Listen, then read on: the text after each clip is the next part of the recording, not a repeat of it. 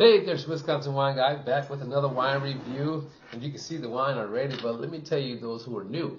These are wines that when you go shopping for wine, wherever that may be, a grocery store, a liquor store, a wine shop, you may see these wines on the shelf and may wonder, I wonder what that tastes like.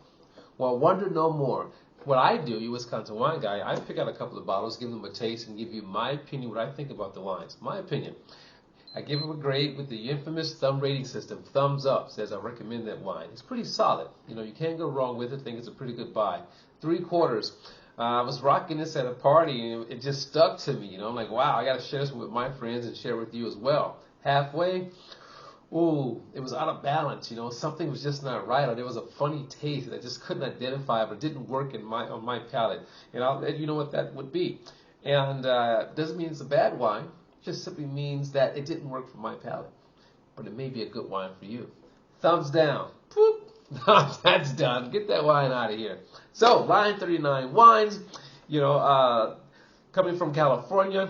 Line 39 meaning the 39th parallel, you know, running through California, but breaking into some of those areas, you know, up north, you know, like Napa, Sonoma area. So Line 39, they source their grapes from different areas up north along the north coast, you know, in producing their wines.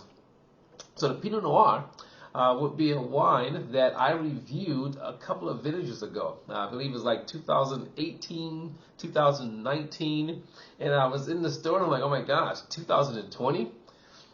It seemed like I just reviewed these wines this year, but it was a 2019, but now we have a 2020, and I don't go back and review or watch the review of the previous vintage. I want to leave every vintage alone by itself and taste this one alone by itself. Then I'll go back afterwards and review the video and see, wow, I wonder if it's consistent. Did it remain the same? Did it get better? You know, see what my grade was. You know, so there you have it. That's what I do. Again, 2018, 2019 were the previous vintages. We're now in 2020. There will be a link at the end of the video where you can click on and you can watch those reviews yourself. This is coming in at 13.5% alcohol.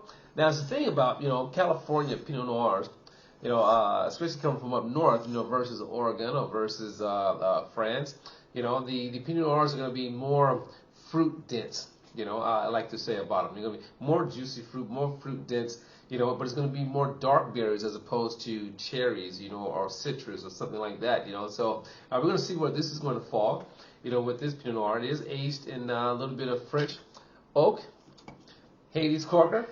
If you hadn't picked up on a Hades Corker, you need to get yourself some. You can find this retail at anywhere between $8.99 to $14.99, depending on where you shop for wine. So now, Line 39 wines. Here, look at that.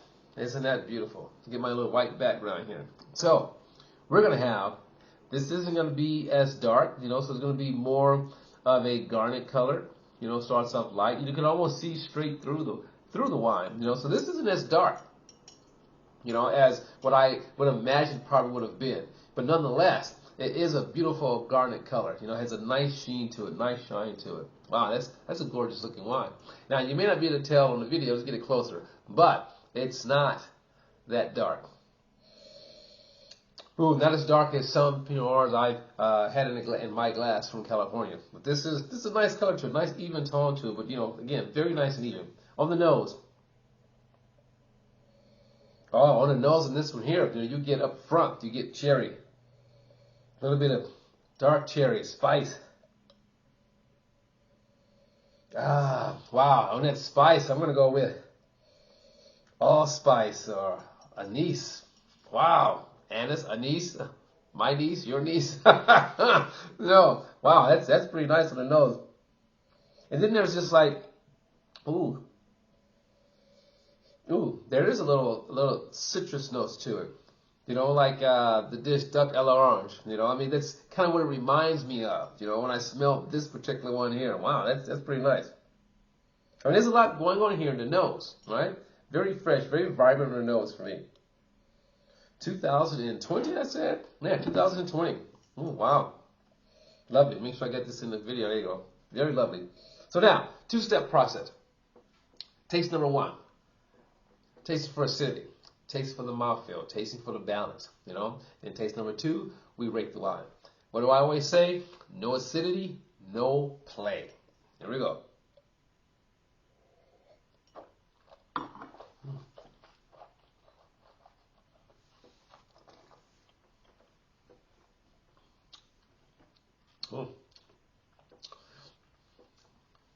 Nice acidity. Spread across my palate real nice. Okay. There's a little astringent ting on the tip, the side tip of my palate on the finish. You know what? That's just the first taste. Okay. We'll see if that is going to be evident on the second taste. Which that kind of surprised me. Because just the initial taste of the rinses, I was like, wow, I mean, that's pretty nice. It spread it real nice.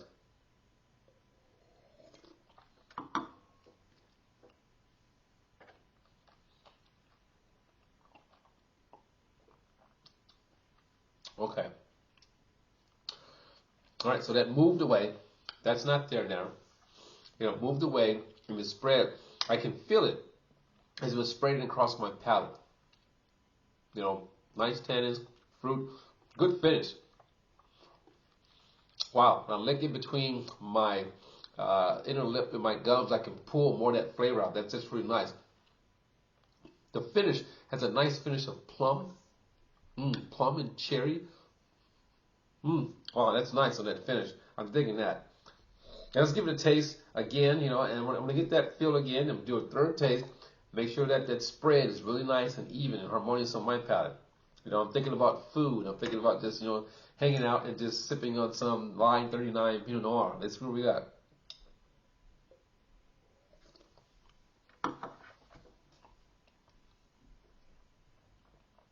Okay. Kind of simple.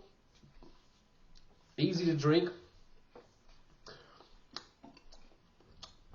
There is a little astringency, you know, that exists, you know, here. You know, just sort of like, you know, if you're just, you know, drinking, you know, just a grape juice. Okay? No complexity. Acidity is nice again. But it's like fruit, one-dimensional. You know what I mean? Not much going on, which means that this will make a really good, simple table wine. You know, I mean, something just to enjoy. But if you're looking for, you know, a Pinot Noir with some complexity, you know, with some oomph to it, this isn't the one. You know, this is just going to be a simple drinking Pinot Noir. I want to give it one more try. I mean, it tastes almost as light as it is, as the color, right?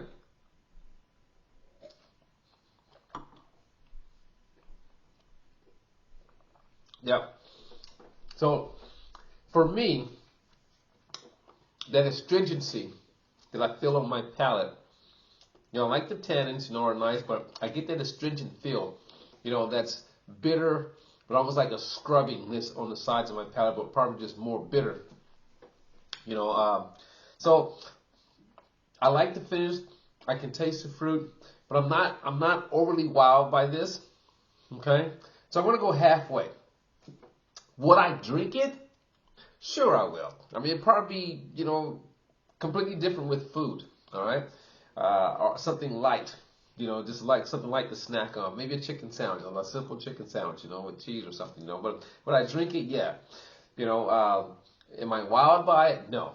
Okay, so for Wisconsin Wine Guide, Line 39, 2020 Pinot Noir, I'm just going to go halfway on it. Okay, I'm not overall a big fan. So there you have it. You know, but again, I wouldn't turn it down. Okay, but I probably wouldn't drink a lot of it. So Wisconsin Wine Guide is saying to you, as always, let your palate be a guide. When selecting your wine, try this. Let me know what you think of it. And I'll see you next time. Ciao!